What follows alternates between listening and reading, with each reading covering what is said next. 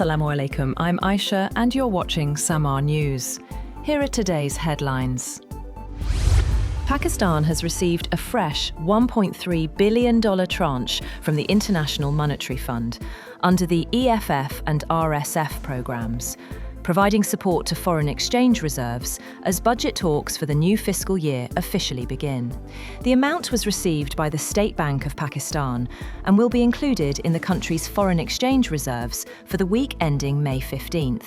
According to details, $1.1 billion has been received under the Extended Fund Facility Loan Programme, while $200 million has been received under the Climate Financing Programme.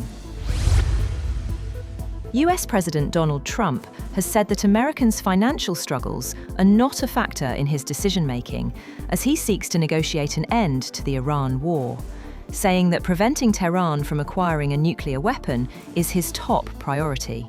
Asked by a reporter to what extent Americans' financial situations were motivating him to strike a deal, Trump said, "Not even a little bit." Before departing the White House for a trip to China, he said the only thing that matters about Iran is they can't have a nuclear weapon. He added that he didn't think about Americans' financial situation or anybody.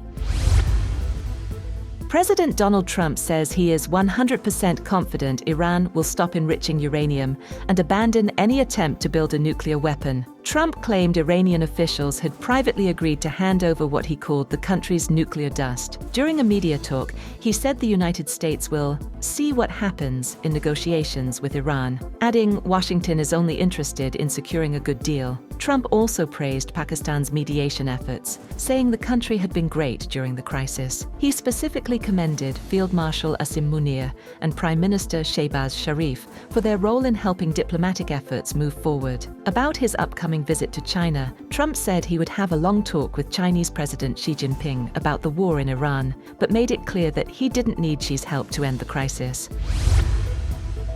Iran says its finger remains on the trigger, but its focus is still on peace and diplomacy. Government spokesperson Fatemeh Mohajirani warned tensions remain high after President Trump dismissed Tehran's response to a US peace proposal and said the ceasefire was on life support.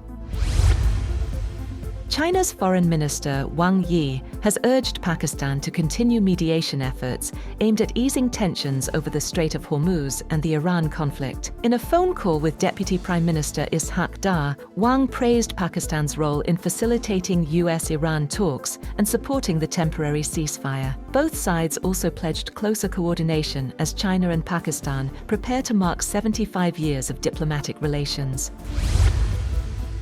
Turkiye says it supports efforts to reopen the Strait of Hormuz, warning the vital waterway should not be used as a weapon during the Iran war. Speaking at a press conference in Doha, alongside Qatari Prime Minister Sheikh Mohammed bin Abdulrahman Al Thani, Foreign Minister Hakan Fidan said Ankara is backing Pakistan-led mediation efforts to end the conflict between Iran and the United States. Qatar also confirmed discussions with Washington on supporting diplomatic efforts, as oil exports and shipping through the strait remain severely disrupted.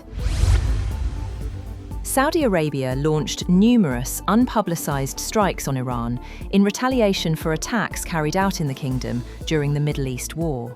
2 Western officials briefed on the matter, and 2 Iranian officials said the attacks, launched by the Saudi Air Force, were assessed to have been carried out in late March.